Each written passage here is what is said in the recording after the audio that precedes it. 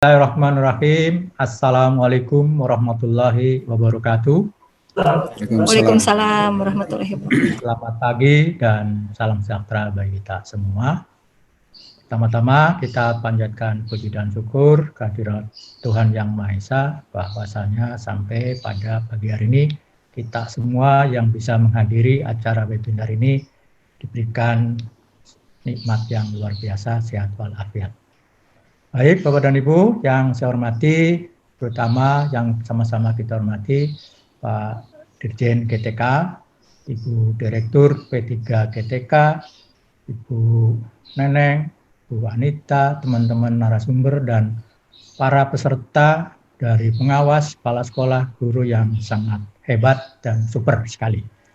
Pertama-tama kita coba membagikan tentang naskah yang berjudul adalah evaluasi pelaksanaan PDR sebagai bagian tugas dari pengawas sekolah. Bu Neneng di-share dari panitia atau? Oke. Ya, ini dari teman-teman sudah, alhamdulillah. Baik. Terlihat, Pak? Kelihatan, Pak. Kelihatan. Oh, baik. Itulah judul yang telah disampaikan oleh pihak penyelenggara yang kita bahas bersama. Next, Pak. Baik, dalam agenda kita yang kurang lebih nanti 30 menit, ini ada dua, yaitu yang pertama itu adalah kebijakan penyelenggaraan pendidikan masa pandemi, dan kedua adalah evaluasi PDR oleh pengawas sekolah. Kebijakan dari rumah, belajar di rumah, silakan lanjut. Nah, saya mencoba mengambil suatu prinsip prinsip kebijakan ini. Yang pertama, kesehatan dan keselamatan peserta pendidik, tenaga kependidikan, keluarga, dan masyarakat merupakan prioritas utama dalam menetapkan kebijakan pembelajaran. Ini saya ambil dari Pak Dirjen GTK, Pak Iwan Syahril. Lalu yang kedua, tetap mengusung Merdeka Belajar, kemerdekaan berpikir, terutama esensi kemerdekaan berpikir yang harus ada di guru dahulu sebagai garda terdepan pendidikan. Ini saya kutip juga dari Pak Nadiem, yaitu Mendikbud kita. Lanjut. Kebijakan pendidikan di masa pandemik ini. Yang pertama, yaitu landasan ini adalah SK Presiden nomor 12 tahun 2020 tentang penetapan bencana nasional penyebaran corona sebagai bencana nasional.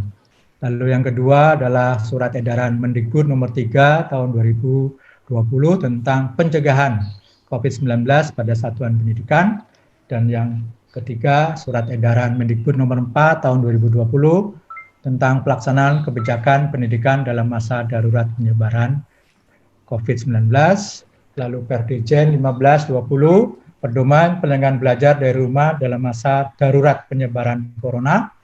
Lalu berikutnya adalah keputusan bersama 4 menteri, Mendikbud, Menak, Menkes, dan Mendagri, penyelenggaraan pembelajaran tahun 2020-2021 masa pandemi COVID-19. Lalu yang berikutnya, ini barangkali keputusan gubernur, ini masing-masing daerah. Ya, masing-masing daerah biasanya ada dari turunan dari aturan di atasnya, maka gubernur akan memberikan aturan. Misalnya di sini adalah keputusan gubernur DKI nomor 735 dan sebagainya. Berikut. Nah, di sini kebijakan pendidikan ini pertama bahwa tahun ajaran 2020-2021 ya, ini juga diambil dari paparan Pak Dirjen, bahwa tetap dimulai Juli, kemarin kita sama-sama kita ikuti mulai tanggal 13. Lalu pembelajaran di zona kuning, oranye, dan merah. Ya, untuk daerah yang berada di zona kuning, oranye, dan merah dilarang melakukan pembelajaran tatap muka di satuan pendidikan. Satuan pendidikan pada zona tersebut tetap melanjutkan belajar dari rumah. Nah, ini ternyata bahwa ada 94% peserta didik di zona kuning, oranye, dan merah. Sekitar 429 kabupaten. Hanya 6% peserta didik di zona hijau. Ya. Lanjut barangkali. Nah, ini adalah proses pengambilan keputusan dimulainya belajar tatap muka untuk kita didik ya. Di sini tadi ada surat edaran Mendikbud nomor 4, keputusan 4 menteri dan pedoman penyelenggaraan pembelajaran. Nah, di sini dimulailah dari pembatalan, pembelajaran dari rumah dan sebagainya dan sebagainya. Ini yang ada yang sudah dan ada yang belum mulai dievaluasi. Lanjut. Lanjut, Mas. Ya. Pembelajaran dari rumah ini kalau saya ambil dari surat edaran nomor 4 tahun 2020 ya, bahwa melalui pembelajaran daring atau jarak jauh dilaksanakan untuk memberikan pengalaman belajar yang bermakna bagi siswa tanpa terbebani tuntutan menuntaskan seluruh capaian kurikulum baik untuk naik kelas maupun kelulusan. Ini yang harus kita pelajari betul, pahami betul teman-teman, kepala sekolah, pengawas, dan guru bahwa di dalam surat edaran ini sudah pasti bahwa yang penting di sini adalah pengalaman belajarnya dan jangan terlalu terbebani oleh kurikulum. Lalu yang kedua, difokuskan pada pendidikan kecakapan hidup, antara lain mengenai pandemi COVID-19 dan implementasi dalam kehidupan sehari-hari. Seperti tadi kita juga sudah melihat satu tayangan yang luar biasa, bagus ya, bahwa itulah salah satu contoh kecakapan hidup dan inilah yang diterapkan pada kita sebagai pengawas, nanti kepala sekolah juga pada siswa-siswa kita. Lalu aktivitas dan tugas pembelajaran belajar dari rumah dapat bervariasi. Nah, bervariasi antar siswa sesuai minat dan kondisi masing-masing, termasuk mempertimbangkan kesenjangan akses fasilitas belajar di rumah. Jadi ini betul-betul peran kita sebagai pengawas dalam apalagi kita di seluruh Indonesia yang memiliki kesenjangan juga sangat tinggi, fasilitas belajar setiap sekolah juga sangat-sangat berbeda sehingga dan juga di dalam satu kelas pun, dalam satu rombongan belajar pun juga belum tentu semuanya sama sehingga nanti dalam evaluasi kita di dalam baik kepala sekolah maupun guru ini adalah harus betul-betul tahu bagaimana jumlah siswa yang mempunyai akses, yang tidak, dan sebagainya. Lalu yang berikutnya adalah bukti atau produk aktivitas belajar di rumah diberi umpan balik yang bersifat kualitatif dan berguna bagi guru tanpa diharuskan memberikan skor dan nilai kuantitatif. Nah, ini juga sangat-sangat penting harus disampaikan kepada teman-teman kepala sekolah maupun guru karena memang boleh katakan kalau kuantitatif ini agak sulit, tetapi kalau memang kualitatif ini luar biasa. Lanjut, barangkali Bapak dan Bu. Nah, ini adalah PJJ dan PDR. Ada yang katakanlah apa sih pengertian PJJ dan PDR? Pembelajaran jarak jauh, PJJ adalah pembelajaran dengan menggunakan suatu media yang memungkinkan terjadi interaksi antara pengajar, guru, dan pembelajar. Yang memungkinkan pembelajaran atau siswa belajar dari rumah, termasuk juga gurunya juga dari rumah, bisa dari sekolah, siswanya juga dari rumah dan sebagainya. Nah, disinilah antara PJJ dan PDR belajar dari rumah. Berikut. Nah, ini juga saya ambil persis di dalam surat edaran Pak Menteri bahwa apa yang membedakan antara daring dan luring ya, daring dan luring. Saya ambil contoh ini kelihatannya kalau daring itu adalah bertatap. Nah, di sini ada penjelasan berikutnya. Kalau PJJ dalam jaringan, ya daring atau online itu, daring dengan kegiatan tatap muka virtual. Contohnya PJJ melalui Vicon, Webex, Team, dan sebagainya. Lalu daring tanpa kegiatan tatap muka. Nah, misalnya di sini adalah virtual kelas Maya, LSM, LMS. Ya, ini ada contohnya dan sebagainya. Lalu sedangkan yang luring atau offline ya, PJJ luar jaringan. Ini yang harus kita kadang-kadang juga belum tentu seolah-olah kalau kita sudah menggunakan televisi, radio itu adalah masuk daring. Ternyata juga tidak ya, bahwa di sana kalau luring dengan media ada dua jenis ya, luring dengan media elektronik, contohnya misalnya televisi. Nah, kenapa kok dengan televisi termasuk dengan luring? Ya karena kita tidak bisa berinteraksi. Radio atau video pembelajaran, walaupun video pembelajaran dibuat oleh guru, disampaikan kepada peserta didik mengamati dan sebagainya, itu betul dengan media, tetapi tidak dengan daring, tetapi dengan luring. Nah, yang kedua, luring dengan media non-elektronik. Yang pertama tadi dengan elektronik, yang non-elektronik. Contohnya adalah dengan buku, lembar kerja, modul, dan buku paket. Nah, disinilah dari 4 ini kira-kira nanti mana yang paling cocok. Walaupun dalam satu kelas pun juga kadang-kadang bisa ada mungkin dalam satu kelas 32 orang, misalnya ada beberapa orang yang tidak mempunyai jaringan. Nah, ini bisa dengan cara-cara yang seperti ini. Next. Nah, alternatif pembelajaran dari rumah, ya, alternatif pembelajaran dari rumah. Di sini adalah ada moda, alokasi, KD, materi, media. Nah, tadi barangkali modanya bisa memilih daring atau luring, tetap interaktif yang berorientasi tetap pada hot, frekuensi tatap muka virtual. Ini juga perlu dibatasi karena memang melihat, mengamati dan sebagainya kelengkapan daripada teman-teman dari guru dan juga peserta didik. Alokasi waktu atau CPL sesuai dengan struktur kurikulum itu memang tetap, tetapi jumlah menit setiap CPL bisa dikurangi. Misalnya, kalau misalnya yang pembelajaran biasa 60 menit dari 45 menit atau sekitar 25 sampai 3 menit per CPL-nya. Jadi tidak harus jam tatap mukanya itu harus, kalau misalnya di SMP 40 ya 40, SMA SMK 45, ini bisa saja dikurangi dari CPL-nya. Sehingga perhitungan dengan mengajar guru tetap dapat dipenuhi. Kalau dia dengan menggunakan katalah 45 sesuai dengan ini, mungkin juga akan jadi lebih sore. Lalu KD atau materi. Nah, KD-nya juga sama, bisa diambil yang UKRK, urgen, kontinuitas, relevan, dan kebermanfaatan. Jadi tidak semuanya harus disampaikan. Yang dirancang untuk pembelajaran dengan pendekatan tematik. Ini juga monggo saja, silakan. Lalu dengan media, mungkin modul luring, modul daring, pembelajaran interaktif, Google Classroom, Team, dan sebagainya. Ini barangkali adalah alternatif dari bisa yang diamati untuk teman-teman nanti bisa diterapkan. Lanjut.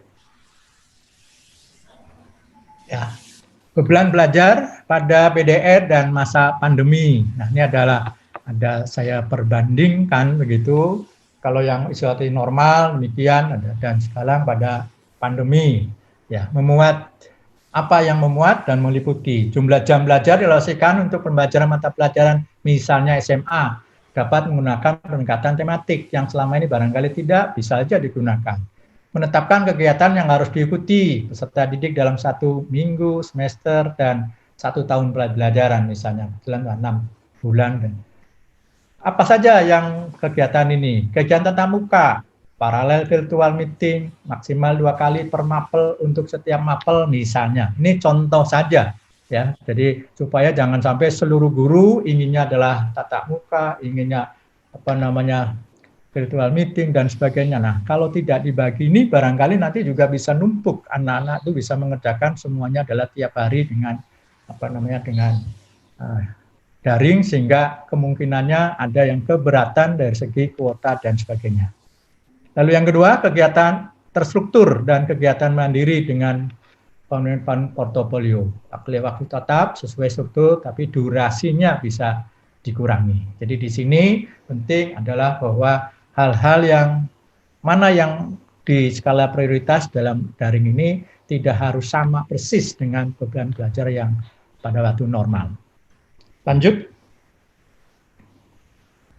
Ya, evaluasi BDR. Nah, di sini adalah yang kedua, evaluasi BDR. Nah, di sini bagaimana seorang pengawas menyikapi hal ini.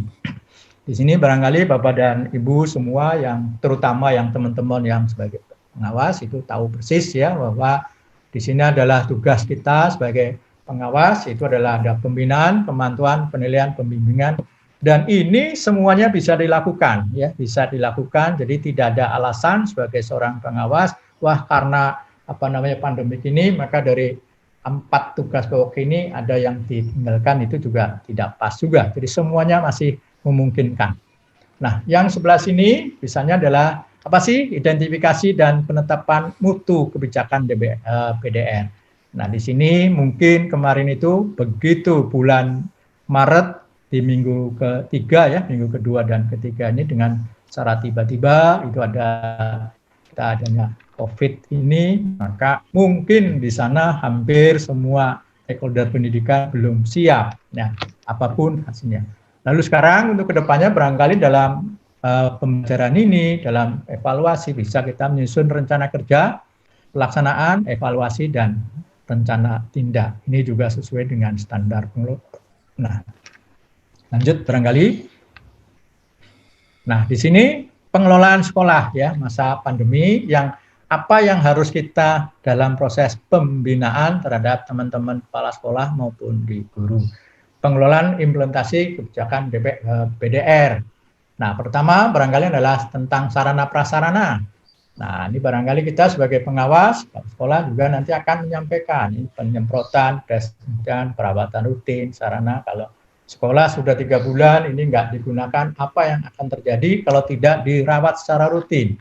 Kalau Bapak dan Ibu mungkin beberapa hari yang lalu ya, minggu yang lalu di suatu sekolah itu ada 2 yang saya melihat di televisi itu, ada satu sekolah yang di ruang belajarnya itu di meja tempat buku anak-anak adalah ditemukan ular. Dan yang satu lagi itu adalah di daerah mana itu Jawa Barat ada ular yang bersembunyi di loteng. Nah, ini kan salah tanda-tanda kalau memang tidak pernah ditengok, tidak pernah dibersihkan dan sebagainya.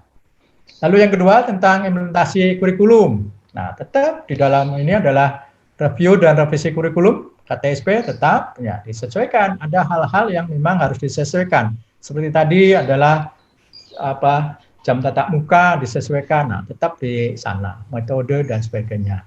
SKL tetap diinikan kita review mana yang paling pas dan moda PJJ dan BDR ini pun juga harus ditentukan minimal apa yang peserta didik miliki alatnya maka bisa kita menentukan moda yang paling tepat. Penilaian, moda penilaian, bentuk penilaian, barangkali itu juga perlu disesuaikan, tidak harus sama dengan yang ada kalau tatap muka. Pembelajaran, moda pembelajaran, ruang lingkup, ketercapaian, pembiayaan proses pembelajaran, laptop, kuota. Nah, ini biasa dengan dari mana sumber dananya. Penyusunan modul, peningkatan kemampuan. Nah, peserta didik kemarin kita mulai dari awal tahun pelajaran ya, ada PPDB, MPLS, eskul dan bimbingan konseling. Lalu guru dan tenaga pendidikan apa yang harus kita kelola, apa yang harus kita binakan, harus kepada pembinaan dan sebagainya. Lanjut barangkali. Nah, di sini evaluasi BDR oleh kita sebagai sesuai dengan judul ini ya.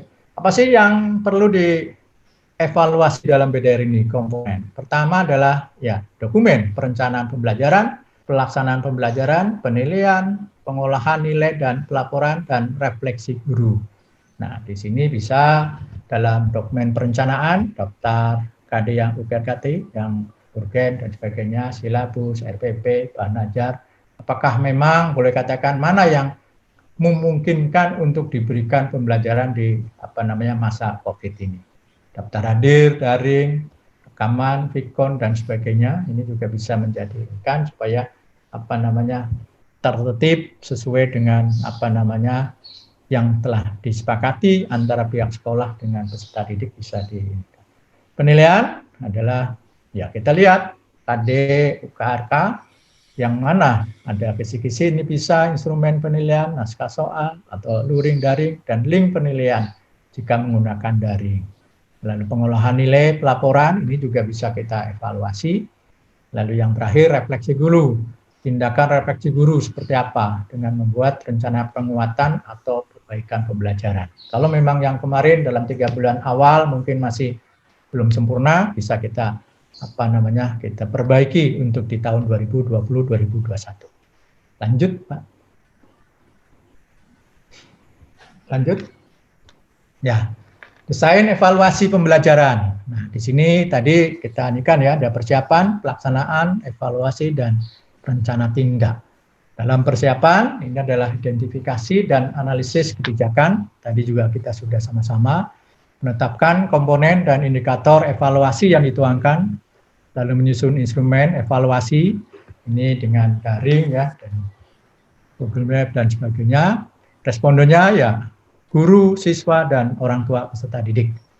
Lalu pelaksanaan instrumen diadarkan kepada guru, peserta didik, dan peserta didik sebagai responden, oleh responden, dan sebagainya. Evaluasi, rekapitulasi otomatis dilihat dari evaluasi oleh kepala sekolah, memberi feedback langsung. Dan yang rencana tindak tentang hasil evaluasi dilakukan baik yang bersifat harian, mingguan, bulanan, atau setiap masa berakhirnya PDR. Lanjut.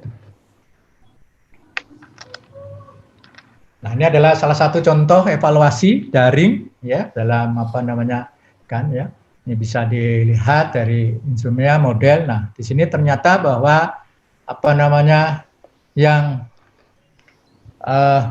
mana yang dipilih oleh siswa yang paling banyak ya. Jadi penugasan yang dikirim lalu email. Jadi guru-guru ini mayoritas masih menggunakan penugasan yang dikirim sampai 59,5%.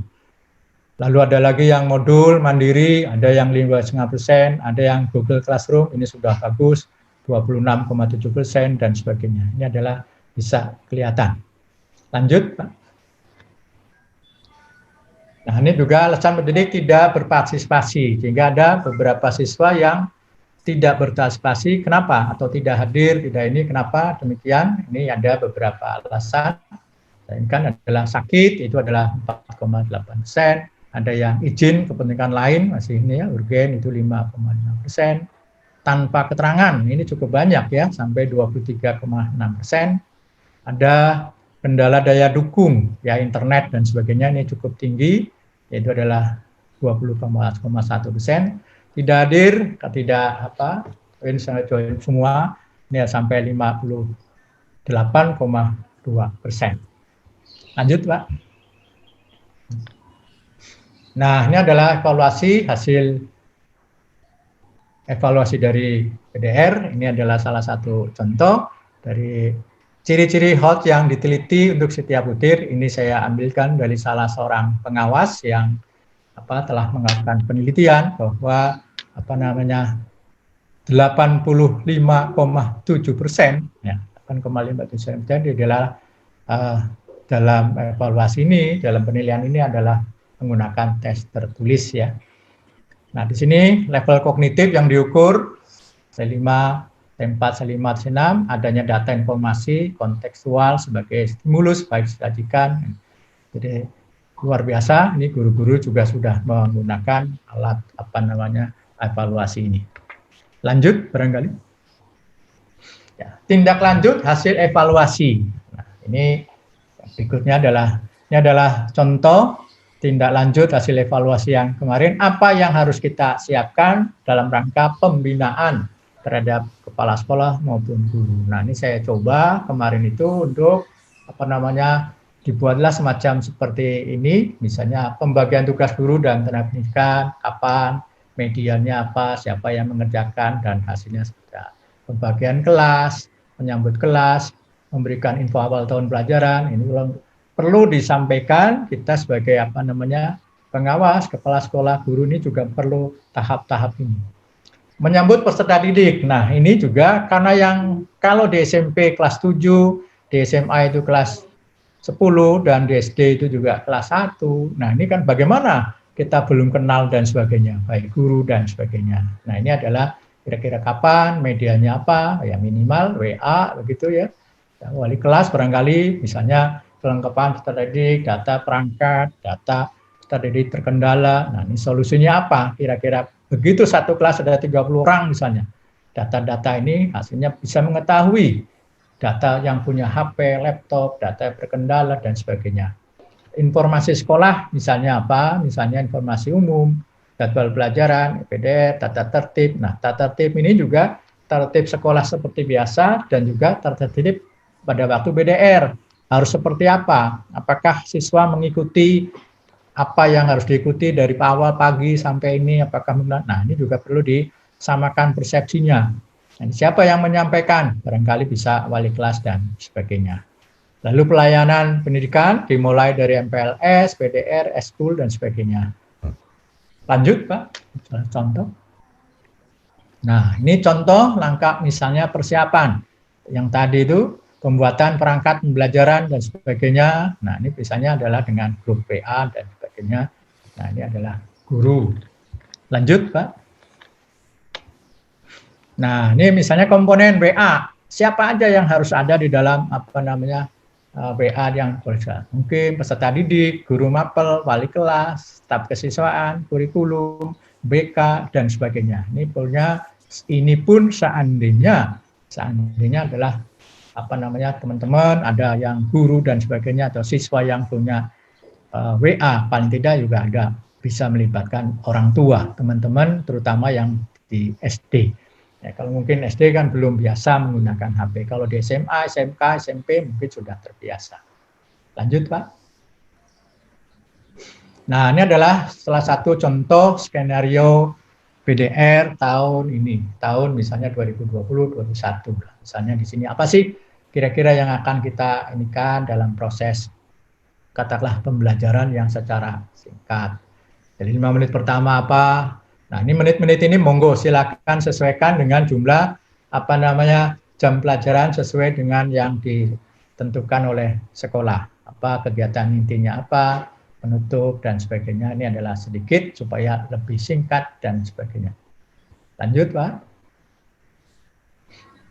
Nah, ini adalah peran dalam PDR. Di sini misalnya ada peran kepala sekolah, peran dan sebagainya. Di sini misalnya dalam peran kepala sekolah persiapan apa?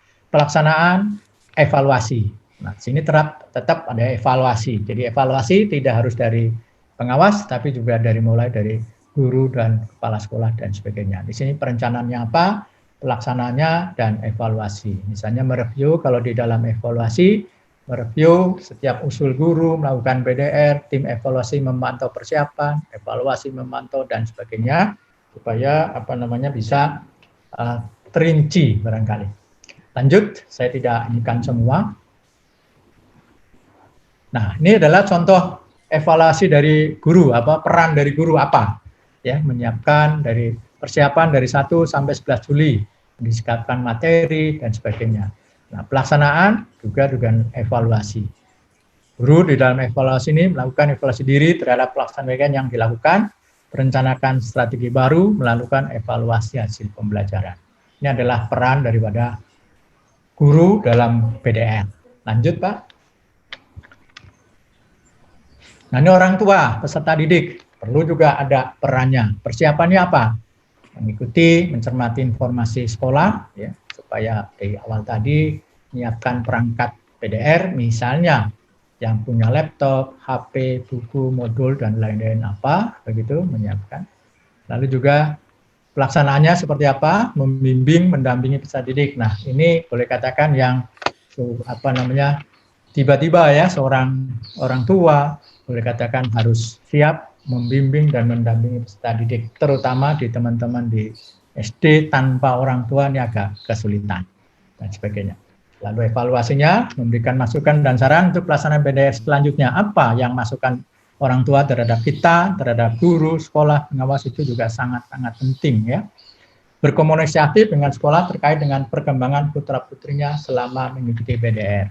Nah, ya, ini adalah peran daripada orang tua. Berikut. Nah, ini adalah peran dari pengawas, ya, pengawas sekolah kita ya. Jadi persiapannya melakukan monitoring kesiapan sekolah dalam pelaksanaan PDR. Jadi siap atau tidak, memberikan motivasi arahan pada kepala sekolah dan guru, melaporkan kendala yang dialami, melaporkan kesiapan, memberikan bimbingan, pembinaan dan saran, memastikan keterlaksanaan PDR di hari pertama, lalu melakukan komunikasi rutin dengan kepala sekolah. Pelaksanaannya seperti itu. Nah, evaluasinya barangkali di sini adalah membuat resume hasil monitoring keberhasilan PDR daring. Sekolah binaannya memberikan solusi bila ada permasalahan dalam kegiatan PDR, membuat laporan kegiatan PDR, menganalisis, menindaklanjuti hasil analisis MONEP dan melakukan komunikasi dengan. Ini adalah dari peran dari pengawas dan evaluasi dari pengawas. Lanjut, Pak. Nah, ini adalah suatu moto ya, kita persiapannya bersama, pelaksanaan dengan kebersamaan, evaluasi bersama, berhasil bersama, dan berprestasi untuk semuanya. Barangkali itu Bapak dan Ibu semua, teman-teman peserta, teman semua yang bisa saya sampaikan. Mohon maaf kalau masih ada kekurangan. Ini waktunya memang 30 menit persis. Nanti kalau ada hal-hal yang ditanyakan, insya Allah siap untuk kita berdiskusi. Wabillahi taufiq hidayah. Assalamualaikum warahmatullahi wabarakatuh.